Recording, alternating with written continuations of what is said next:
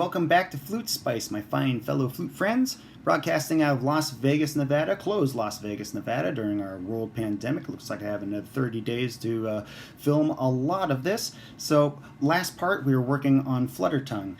Hopefully you got a little practice on it. Hopefully it was a little easier to understand and conceptualize how to relax that tongue and get that brr, brr, brr sound. If you're having any problems with it, if you have any questions, by all means, right down below you can comment, ask in the comment section. I'd be more than happy to answer them. And a special shout out to Mr. Russ Wea and the Harbor Creek Husky Band. Hopefully when all of this is over and get back to school, get back into band program, Mr. Wea gets to hear all sorts of added spice to his concert band music, and you can thank me for that one, Russ. So we're going to be singing today. We're going to be singing and playing the flute simultaneously. By adding vocals, we're going to be adding extra distortion to vibrations, a little different than flutter tonguing. We're also going to be learning on how to start adding harmonizations to our flute playing as well through the use of singing. The first thing we want to do is choose a pitch on the flute that's easy for us to sing, that isn't a strain, because you don't want to have anything unnatural come out. You want to be singing naturally, because we're going to have to be controlling some extra vibrations. So I like to start with concert B flat. It's a tone that we play a lot, tune to in band, and it's a tone well within my range. Do, or if I want to take it down an octave, do. Now what we're going to do is use our flute embouchure, but then we're going to pull the flute away and sing while we hold the embouchure. Looks a little silly, but who cares? Do. Now that we're singing the pitch with our flute embouchure, we want to add the flute to our singing.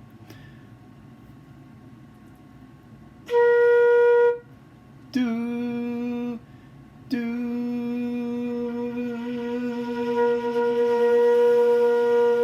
Automatically, you're going to feel the vibrations acting unnaturally, and it's going to be a little different to hold the pitch of that B flat on your flute. I want you to concentrate more on holding the pitch and getting the best sound possible. Now, it's not going to come out crystal clear because we are distorting all of the vibrations by from our voice box and our vocal cords. We are already distorting the vibration. By the time it hits the reed on our aperture hole here, it's going to feel a lot different. So aim towards holding the pitch, and sometimes you might have to, all right, start again, no problem. Take your time with it. Do.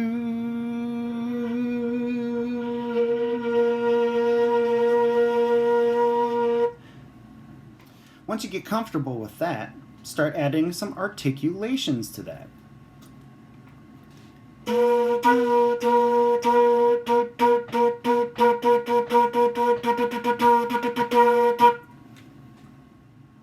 Once you get comfortable with that, let's add the next two notes on our concert B flat scale. That's going to be C and D. So once we get that B flat down good and it feels a little more comfortable as we play it, then just play the C on the flute.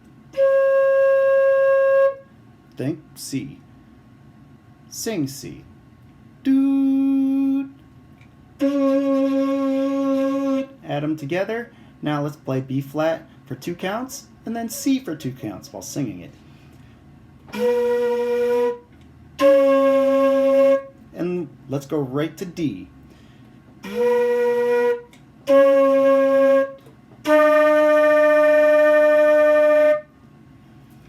Once you get those 3 notes and you feel comfortable, try moving up and down, playing simple 3-note melodies until you really feel comfortable with it, and then start adding articulations on top of it just to make sure that you're keeping the airstream going. Don't hold back because it feels a little unnatural. Keep the airstream going while you're playing that, and that's going to be the most important thing. And that after a while, believe it or not, it will actually get tricky to not sing the pitch that you're playing. I know that doesn't sound like it makes sense, but after a while, your musical ear will want to adjust, and it'll actually become a little hard to not play and sing the same note.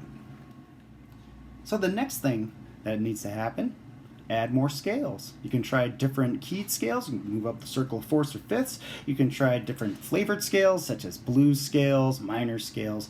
Adding all this little extra spice to that will just get you more used to where your range falls in, especially with the instrument. You don't want to choose scales that are too high or too low at the same time. There's going to be times where you might have to throw your voice down an octave or even up an octave.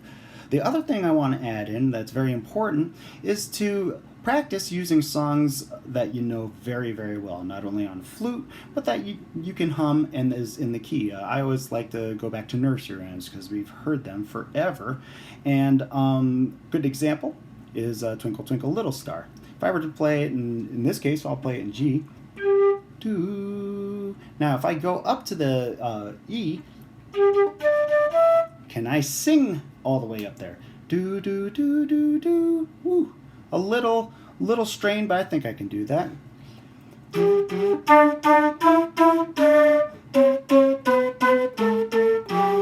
All right, not a problem. That isn't too high. Sometimes I have sung to where I'd have to just drop down mid-phrase only because I couldn't get up to a falsetto that I needed to match pitch with the phrase I was playing on the flute. So try to find comfortable range, comfortable songs, and practice doing that, just singing along with the melody, and that way you're in unison. And we're going to move on to harmonization next. Is harmonization. We've been singing along and singing and playing simultaneously in unison with the same pitch on the flute. But what we can do intentionally is to sing different notes than what we're playing on the flute, and that's adding in harmonization. What we're going to start with is playing the major third above the tonic. Good example is we're going to play a D. Now, we're going to want to sit. What is that third note? It's going to be F sharp. Now sing that F sharp. Do. Okay, we got it. Now sing that F sharp, but play D. Do. Do.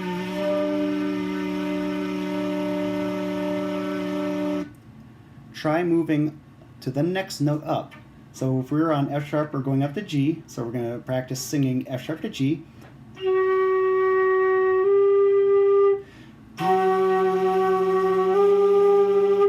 Do. While we're playing D to E on flute.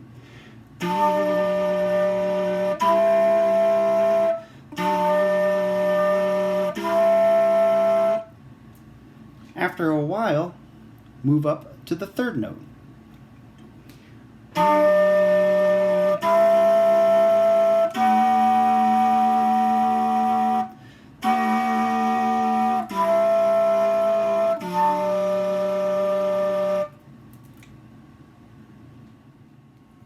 Practical application for harmonizing a third above tonic. I like to use a song called Marketplace, which is on Maynard Ferguson High Voltage. It's Dennis de Blasio is the flautist, and he does a wonderful job. I believe he does it in a different key, only because he has a different range than I do. He's a wonderful vocalist and a wonderful woodwind player. So I'm going to play Marketplace, first 8 measures, and we're going to use everything. Flutter tongue, we're going to be vocalizing in unison with the flute, and then we're going to be vocalizing, harmonizing with the flute, just in the first 8 measures. Here we go.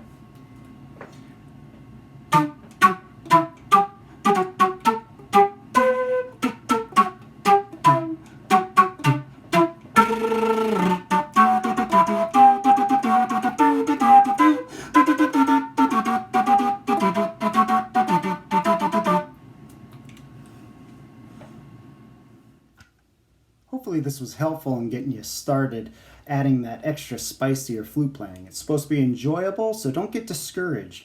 If it doesn't happen right off the bat, keep working at it. And when you're working at it, only do about 10-15 minutes of flutter tongue, 10-15 minutes of adding vocalization to it. Don't try to do everything at the same time, and don't try and spend 5 hours on just one thing. It'll drive you nuts, and it turns into something like homework rather than something to enjoy.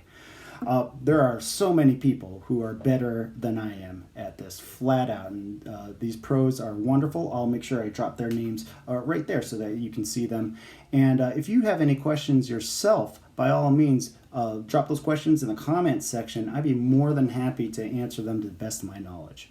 So next episode, we're going to be adding a little more spice to our flute playing, a little different Eastern flavoring to our delicious flute bass that we have here. So speaking of flute bass, I'm going to take this bass flute and go on over to the kitchen, grab some spice, and get ready to grill and play a little bass flute with some flutter tongue and vocalization. So we'll see you next time.